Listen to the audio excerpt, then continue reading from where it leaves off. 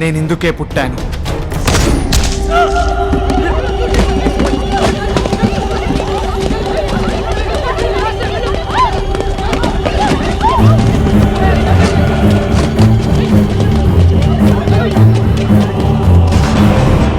తెలుగు ప్రజల కలియుగ కృష్ణావతారం కృష్ణానంద స్వామిపై హత్యాయత్నం జరిగింది.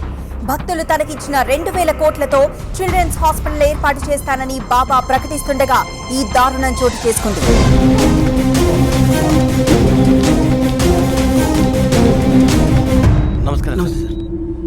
నమస్తే.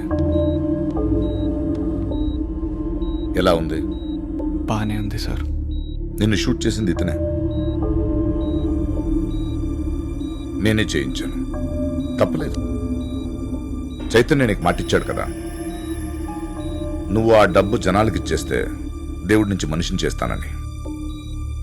ఈ విషయంలో నీకు అన్ని రకాలుగా సహాయం చేస్తానని మాటిచ్చాను, అందుకే చేశాను. నువ్వేం భయపడకు, అని నేను చూసుకుంటాను.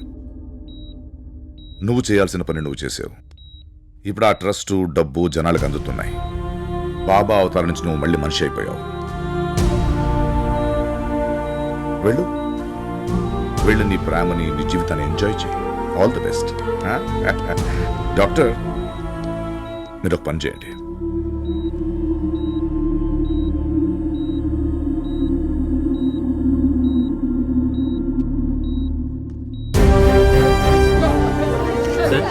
బాబా పరిస్థితి ఎలా ఉంది సార్? డాక్టర్స్ ఎవరు క్లియర్గా ఇన్ఫర్మేషన్ ఇవ్వట్లేదు సార్. అసలు ఏంటి సార్ సిచ్యువేషన్? డాక్టర్లు చాలా ప్రయత్నం చేశారు. దురదృష్టం, బాబా భౌతికంగా మనల్ని వదిలేసి వెళ్ళిపోయారు. జాతస్య హి ధ్రువో మృత్యుహ అని చెప్పిన శ్రీకృష్ణుడికైనా మనిషిగా పుట్టాక మరణం తప్పలేదు. బాబా ఆశీస్సులు ఎప్పుడు మనందరి మీద ఉంటాయి. తోటి మనిషికి సహాయం చేయడమే మానవత్వం అని ఆచరించి చెప్పి వెళ్ళిపోయారు బాబా. ఆయన సందేశాన్ని, ఆయన ఆశయాన్ని ప్రజలందరికీ పంచుతాం. ఈ ట్రస్ట్ జనాలి కోసం, వాళ్ల మంచి కోసం ప్రభుత్వం ఆధ్వర్యంలో ఉంటుంది. అన్ని పనులు ప్రభుత్వం దగ్గరుండి చూసుకుంటుంది. సర్వే జనా సుఖినో భవంతు.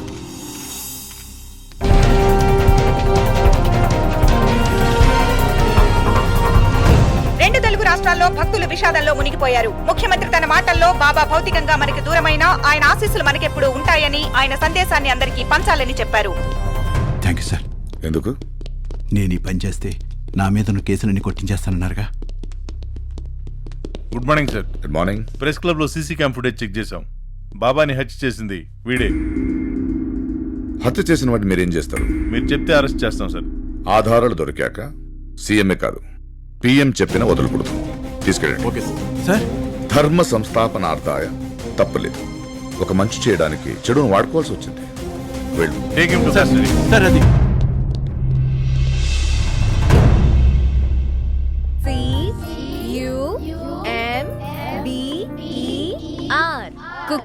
అబ్బా, కుకుంబరం అంటే ఏంట్రా?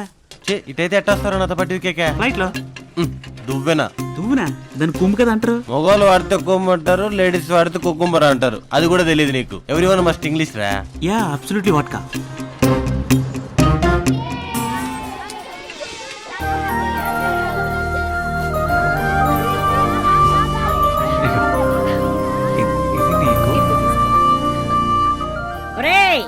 తొందరగా కానివ్వండి రా, పిల్లలకి ఆకలేస్తుంది. బాగా చీప్ అయిపోయారా?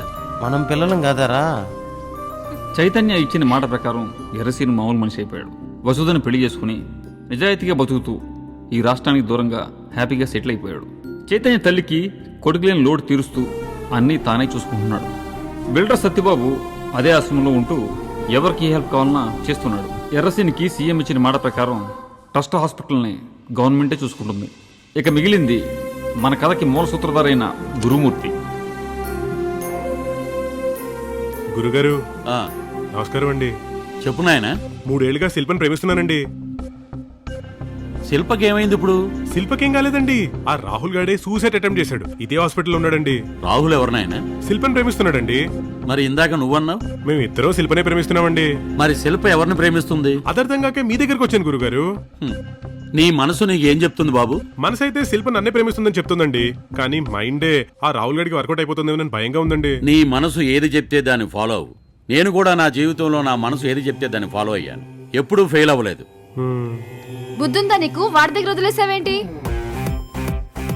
వాడికి గట్టిగా ఇచ్చా ఇంకోసారి లవ్వు గివ్వు అంటే నేనే చంపేస్తానని. పద సినిమాకి వెళ్దాం. నమ్మండి, పనవుద్ది. శుభోదయం.